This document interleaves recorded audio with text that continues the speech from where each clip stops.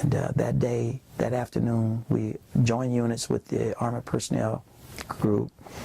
We went to Dung Lap. It was supposed to be a location of a cache of armor, of weapons and so forth were expected to be found there. And so the place was well booby-trapped, very well booby-trapped, right outside the village. And we went to start searching for military equipment, ammo, weapons, whatever. And while we were searching, there were also punji pits there. Those who listen know what punji pits are. And when somebody tripped a booby-trap grenade, and about, I don't know how many guys got hurt, maybe 5, 6 of them, had fragments, and they, of course, yelled medic. So I started running in the direction that they needed help, even though they were not a part of my platoon. They were part of another platoon. They weren't under my jurisdiction. But I started running towards them to help because there was several guys hurt, and the more medics, the better. And at my foot, my left leg fell into a punji pit. It dropped. It was just fortunate that the left leg fell into the punji pit. My right leg was still on solid ground, and I fell up to my hip almost. And when I looked down, I saw the spikes and stuff like that, and I thought, wow, that was close. And so I immediately guided myself, went over there where they were, and started patching up guys. Well, a helicopter was flown in to evacuate these wounded guys. And once the helicopter was being flown in, it gave away our position. And the Viet Cong knew that if a helicopter landed in a certain place, if they didn't get anything but the helicopter, they felt real good about that. But they knew that people would be wherever the helicopter was. And so they began to, what we call lobbying grenades or mortar rounds. And at the time that I was patching up some of these guys for evacuation, and the helicopter began to take off again. Well, by that time, the Viet Cong knew our location, and they were able to home in on us. And, of course, they tried to get the helicopter, but several mortar rounds began to come in. And when I stood up, we were going to regroup. I stood up, and I looked around, and I said, well, fellas, before the day is over with, while this helicopter is taking off, I said, before this day is over with, there will not be much left of the 3rd, and I started to say the 3rd platoon. There won't be much left of us still here. No one was killed. All of us at that time, we was just injured. And she said, I said, it won't be much left of the 3rd. And when I said 3rd, and I started to say platoon, and before the word platoon came out of my mouth, I heard an explosion behind me. My body was picked up off the ground. I was in the air, sailing in the air. It was so surreal. It was like, is this real or not? It was happening so fast. I heard myself scream in pain before I knew it was me. And of course I heard other guys screaming. And the next thing I know, I was unconscious. I was unconscious for about an hour and a half. They thought I was dead. I had shrapnel that entered into my back and into the wall of my right kidney, and just escaped my spinal cord. So I was real fortunate. And the concussion from the explosion caused me to be unconscious. It picked me up, knocked me out, plus the shrapnel, and they thought I was dead. And I was face down. And after about an hour, I woke up. And when I woke up, there was total chaos. Total chaos. They had called in the F-100 Sabres and helicopters and artillery rounds, and when I was becoming conscious, the first thing I'm thinking about is, where's my aid bag? Because I'm responsible for the items that are inventoried in my aid bag. So I'm concerned about my aid bag. The regular serviceman would say, where's my weapon? Well, where's my aid bag? Because there's somebody who's hurt besides me. It was something to see and hear. Men, I got to keep myself composed. You hear screams, you hear hollering, you hear crying. Some guys, you hear them calling for their mothers. I'm telling you the truth. I heard guys call for their mom. Mama! I heard that, and I thought, oh my God. You heard cursings, all of it at the same time. Screaming for their mother, cursing. Somebody else is cursing. Somebody else is crying. Somebody else is yelling. And it's just total chaos. And And all that chaos, I was looking for my aid bag, and there was the other medic that I had trained with in San Antonio. He was there, a redhead kid from Texas. I can't remember his name. And he had his, and he was wounded. And I said, "Can I get your aid bag?" I crawled because I couldn't walk. I was injured enough to the point where by concussion, I tried to stand up and I couldn't, and I said, well, I can crawl. So I started crawling around. I got his aid bag and I started crawling around to other guys and started patching them up. I disregarded my own wound, and I was concerned about somebody else, and I crawled to several fellas and was patching them up, getting them ready for evacuation, and I'm just crawling. I can't walk, I can't stand, dragging my legs because I had no feelings in my legs. I remember coming to this lieutenant who was from the armored personnel unit, and he was injured, and he lost it. Because he was concerned about his men. He was injured, but he was incapacitated. He could not command, and so it's like the fellows were following him. They're like at a loss. What do we do now? And so he's screaming, he's yelling, and there's more explosions. And I remember being concerned about him because he was an officer, and you need your officers, you know, but otherwise you're lost. You know, like sheep without a shepherd. And I remember covering his body under all that fire. I climbed over his body and covered him up under the fires and the shooting, the explosions and so forth and everything. Comforted him.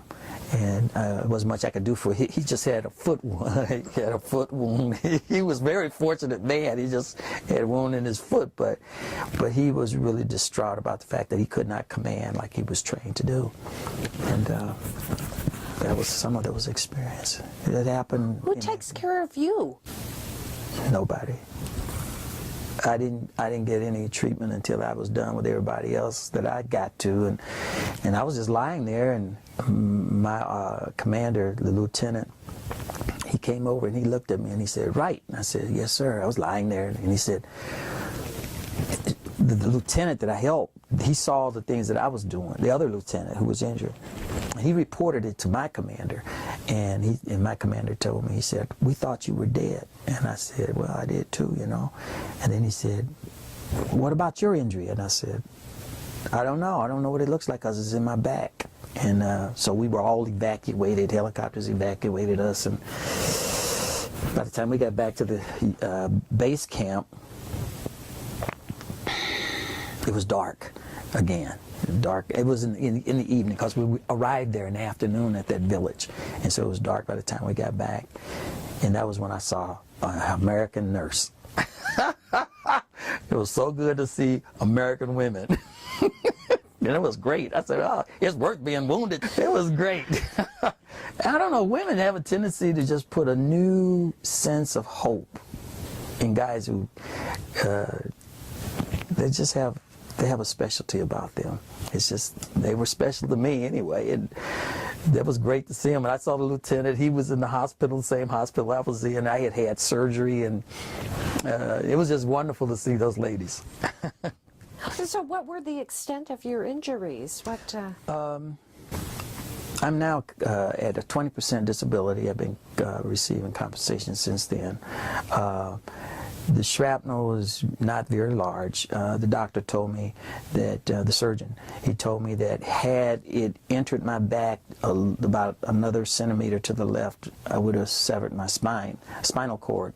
He said, and had it been a little higher, a centimeter or two higher, it would have entered into my liver and cut my liver, and the liver being an organ and not a muscle, and you don't sew a liver up. You can't repair that, and that's a blood bank. He said I would have bled to death. So it actually entered the wall of my right kidney, and that's where it lodged in the wall. And you know, the kidney has thick walls, and that shrapnel is there in my kidney right now, in the wall of my kidney.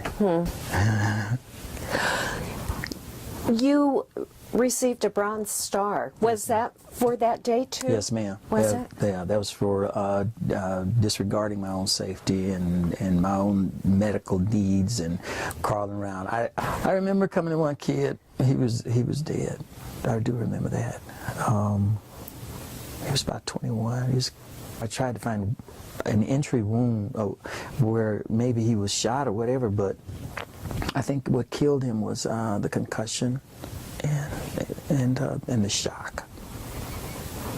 So, How do you have a wound in your back? It's got to be extremely painful. You can't walk. I forgot about myself. How do you do that? I don't know.